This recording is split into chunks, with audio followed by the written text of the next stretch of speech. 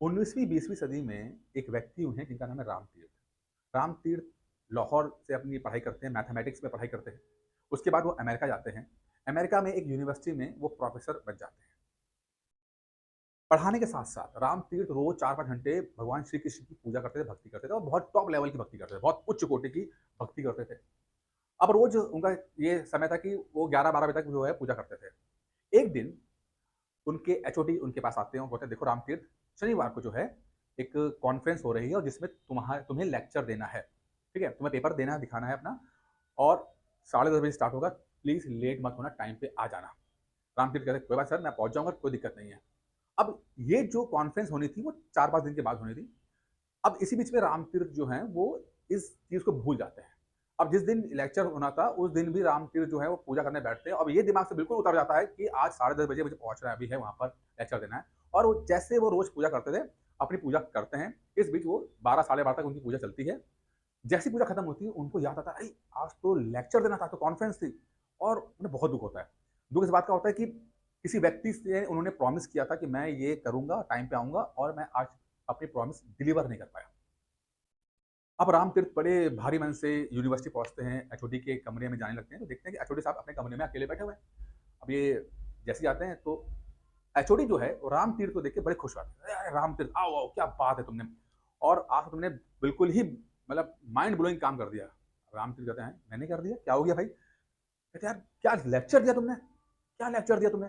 मतलब और जो 10 बज के 50 मिनट पे जो तुमने सूत्र दिए मैथमेटिक्स के, जो फ़ॉर्मूले दिए, वो तो कहाँ से माइंड माइंड ब्लोइंग हो गया, मतलब मामला ही कहाँ से तुम ये लेकर आ गए फ़ॉर्मूला और इतना खुश हो रहा हूँ मैं कि ये लो तुम्हें मैं सैलरी बढ़ा रहा हूँ तुम्हारी।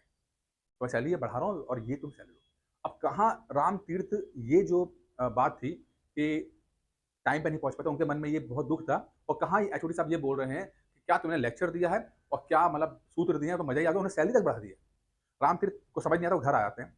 घर आके सोचते रहते हैं और उनको ये एहसास हो जाता है कि जब मैं पूजा कर रहा था और बिल्कुल मग्न था, तो उसी बीच में उनकी जगह पर भगवान जो है गए होंगे भाषण देने के लिए, लेक्चर देने के लिए और ये लेक्चर उन्होंने दिया होगा और ये जो एचओडी साहब जो खुश हो रहे हैं, ये भगवान ने उनके स्थान पे जाके लेक्चर दिया, इसीलिए ये भगवान की वाणी सुन के खुश हो रहे हैं।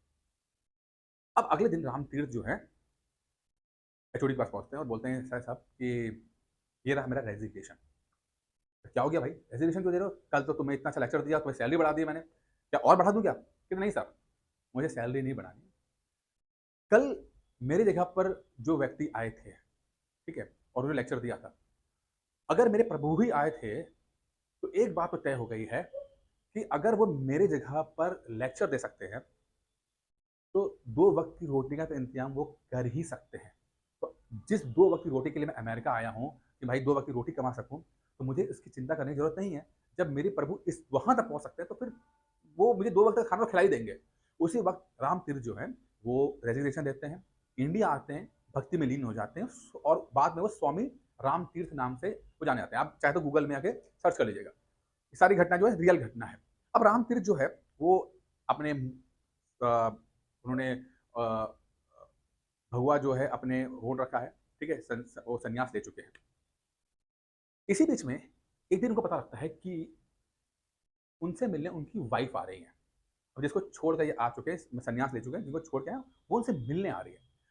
अब जैसे ही वो आती है तो देखते क्या है कि रामतीर्थ का बैलेंस जो होता है वो गड़बड़ा जाता है।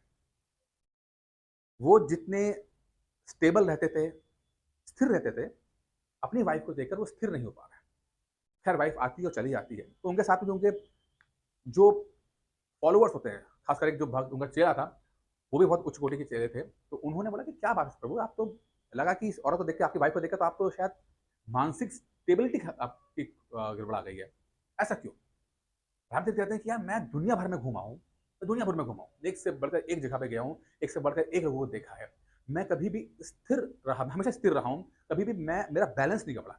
लेकिन मैं अपनी वाइफ़ को देखता हूँ, क्योंकि बहुत देखने में अच्छी नहीं है, मतलब नॉर्मल सी है, नॉर्मल जो होती हैं वैसी हैं। लेकिन मेरे मन के अंदर जो फीलिंग है बहुत अलग तरीके से आ रही है। और ये इसलिए आ रही है, क्योंकि उस औरत के साथ एक चीज़ जुड़ी है जिसका नाम है मेरा, मेरी वाइफ़, मेरा, my wife, my son, my book, my laptop, my mobile, मेरा।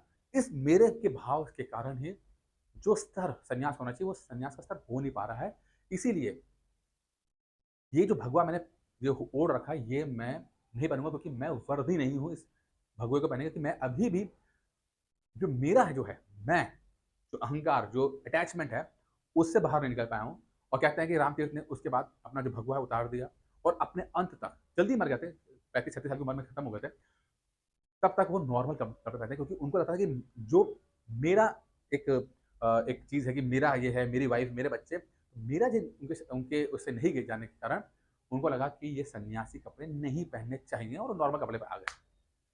अच्छा, अब इसी चीज़ को अगर मैं जोड़ूँ यहाँ पर, कि जैसे राम तीर्थ की हम बात करते हैं, ठीक है? अमेरिका वाला मैंने आपको कैसा बता दिया, उनकी वाइफ़ वाला कैसा बता दिया मैंने आपको, ठीक है? जब भी हम किसी चीज़ को बहुत शिद्दत से मानते हैं, जैसे कि एक चीज़ मैं हमेशा बोलता हूँ कि एक अटैचमेंट होता है, ठीक है ना? Attachment, attachment. अब अटैचमेंट भी ना किसी भी चीज़ से जुड़ जाना, अटैचमेंट, वो 2 तरह का हो सकता है। यानी कि आप वो लव की वजह से भी हो सकता है कि आप किसी से बहुत प्यार करते थे, तो आप अटैच हो रहे हो, अपने माता-पिता से बहुत प्यार करते हो, अपने बच्चों से, अपनी वाइफ़ से, हस्बैंड से बहुत ज़्यादा अटैच करो, तो बहुत ज़्यादा लव जो है वो अटैचमेंट का कारण बनता है, ठीक है? वो लव। और कभी-कभी जो है फ़ियर, जिससे डरते हैं, वो भी आपके अटैचमेंट का कारण बनता है। आप डरते हो, किसी व्यक्ति से डर रहे हो, तो आपका उसका कनेक्शन जो है वो डर वाला कनेक्शन हो जाता है। आप उसके बारे में सोचते रहोगे। आप उससे मुक्त नहीं हो पाते हो। ऐसा नहीं कि उसको भूल गए। जिस जिस लोगों से आप डरते हो या जिस जिस चीज़ों से आप डरते हो, जिन विचारों से डरते हो, वो आपको अटैच कर देती हैं, जोड़ देती हैं और आपसे मुक्त नहीं हो पाते। तो या तो अटैचमेंट लव से हो सकता है या तो फ़ियर से हो सकता है। अटैचमेंट है। अब अटैचमेंट जब आता है, जब ये चीज़ें होती हैं, तो एक चीज़ और होती है, वो ये होता है, जैसे मान लीजिए ये इंसान है और इंसान का ये मूलाधार है, तो इस मूलाधार के अंदर जाकर जो है सारी एनर्जी यहाँ पर आ जाती है। अगर हम 7 चक्रों की बात करते हैं, तो ऊपर से लेकर नीचे तक हमारे 7 चक्र हैं, जिसे हम कुंडलिनी कहते हैं। तो कहा जाता है कि जब भी हम बहुत अटैच्ड होते हैं, चाहे प्यार के कारण, किसी भी चीज़ से प्यार कर रहे हैं, किसी व्यक्ति से प्यार कर रहे हैं, किसी थॉट प्रोसेस से प्यार कर रहे हैं, किसी भी चीज़ से प्यार कर रहे हैं, तो भी हमारी सारी एनर्जी जो है वो नीचे की तरफ आके मूलाधार में आ जाती है। और अगर हम डर भी रहे हैं किसी से, फेयर भी कर रहे हैं, तो भी हमारी एनर्जी जो है वो मूलाधार में आ जाती है। हमारी सारी एनर्जी जो है उस लास्ट वाले, पहले वाले चक्र में ही आ जाती है। और अगर सारी एनर्जी पहले चक्र में रहेगी, तो ये बहुत अच्छी बात नहीं है, क्योंकि व्यक्ति अभी अपने आप से बाहर निकल ही नहीं पाया है। सारी एनर्जी उसकी यहाँ पर आ गई है, ठीक है? अगर हमें तो 3 1 2 3 4 5 6 और 7, ये आपके 7 चक्र होते हैं। अब जो आपका ये जो थर्ड आई का जो चक्र है, यहाँ तक अगर आपकी ये थर्ड आई जागृत हो जाती है, तो आपको इसको इसके तक पहुँचना पड़ेगा। अब ये बाहर से तो नहीं पहुँच सकते ना, कि आप बाहर से उँगली से ऐसे करो और जैसे कि आपकी थर्ड आई जो है वो एक्टिवेट हो जाए और आप जो है वो वो इंटेलिजेंसी या समझ, जिसे कहते हैं ना, जो अच्छी चीज़ें कहते हैं, वो चीज़ आप डेवलप कर पाओ। तो उसके लिए बाहर से तो थोड़ा बहुत कर सकते हैं, लेकिन बाहर से इतना इम्पैक्ट नहीं पड़ता। ठीक है, ऐसे हम लोग जो हमें तिलक लगाते हैं, वो सब इसीलिए कि थर्ड आई को हम एक्टिवेट कर सकें। ठीक है, हमें समझ को, हमें सेंस को, हमारे इंटेलिजेंस को हम एक्टिवेट कर सकें। ठीक है, तो ठीक है, तो तिलक लगाते हैं हम लोग। तो बाहर से तो इतना खैर नहीं पड़ता है, लेकिन अगर अंदर से कोई ऊर्जा जाए, अंदर से कोई जो है वो ऊर्जा जाए, ठीक है, तो वो उसको जागृत कर सकते हैं। तो अंदर से हमारी ऊर्जा जो है वो यहाँ तक पहुँच सकती है। अब प्रॉब्लम क्या है आप लोग के साथ, कि ये जो डर या जो प्यार या जो डर है या प्यार है, जो नफ़रत है, जो भी है, उसकी वजह से सारी एनर्जी जो है वो आपके मूलाधार चक्र में आके फँस गई है। अब आपके पास इतनी एनर्जी बचे ही नहीं कि वो जाकर जो थर्ड आई चक्र में जाए और वहाँ पर आपको वो आपकी इंटेलिजेंस बढ़ा सके। नहीं है आपके पास एनर्जी। अब अगर आपको वहाँ तक पहुँचना हो, तो सबसे पहले आपको क्या करना पड़ेगा, कि आपको जो है कुछ एनर्जी को रिलीज़ करना पड़ेगा। यहाँ से कुछ एनर्जी को रिलीज़ करना पड़ेगा, ठीक है?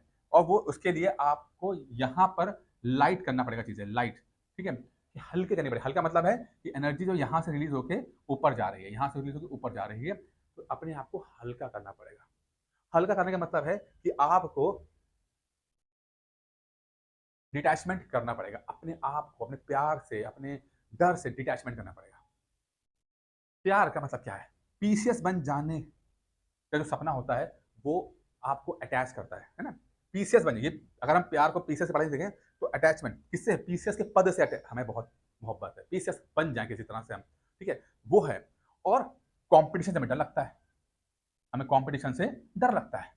तो दोनों ही फीलिंग, पीसियस के पद से प्यार और कंपटीशन डर, दोनों ही जो है आपकी सारी एनर्जी आपके मूलाधार चक्र में लाकर समेट रही है, और आपके पास इतनी एनर्जी बची नहीं रही है कि आप जो है थर्ड आई पे पहुंच सको और इंटेलिजेंस बढ़ा सको या समझ बढ़ा सको या आपका ग्रोथ हो सके। जितना ऊपर आपकी एनर्जी जाएगी उतना ज़्यादा ही बेहतर होता है। टॉप लेवल पे सहस्त्रार चक्र जो होता है वो है, लेकिन अगर हम छठे एनर्जी की बात करें, थर्ड आई की बात करें, तो वहां तक तो पहुंचना चाहिए। तो सबसे पहले तो आपको ये करना है कि आपको इन लव पीसेस बन जाने, पीसेस के पद से जो प्यार है और जो उसके कॉम्पिटिशन से जो डर है, पढ़ाई से जो डर है, इन दोनों से मुक्त होना पड़ेगा। अगर आप इन दोनों से मुक्त नहीं होंगे तो आपकी एनर्जी जो है वो मूलाधार से मुक्त नहीं हो पाएगी, यहाँ तक पहुंच नहीं पाएगी।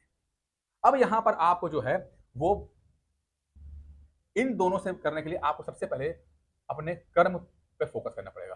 कर्म पे, कर्म पे, प्रेजेंट मोमेंट पे, मौजूदा वक्त पे आप जो है वो मौजूद रह सको और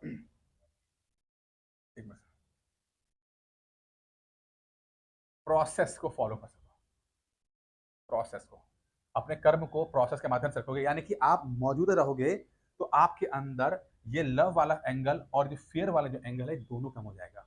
क्योंकि जब आप मौजूद रहते हो, अपने उस मूवमेंट में रहते हो, आप उस प्रोसेस में अगर पढ़ाई कर रहे होते हो, तो ना तो आप ओवर थिंक करते हो कि हाँ भाई कल पीसेस बन जाऊंगा तो मैं ये करूंगा वो करूंगा ये करूंगा, या आप डर भी नहीं रहता क्योंकि सोचने में फुर्सत नहीं होती है। आप मौजूदा पहले इसी मूवमेंट में जी रहे होते हो, तो आप इन फेयर और लव दोनों से ही आप मुक्त हो जाते हो। और जैसे ही हल्का हल्के होते हो, एनर्जी निकलती है, हल्का महसूस करते हो, और आपकी जो अंदर की जो एनर्जी है वो जाके थर्ड आई पे एक्टिवेट करती है, और यहाँ से इंटेलिजेंस बढ़ती है, समझ बढ़ती है आपकी।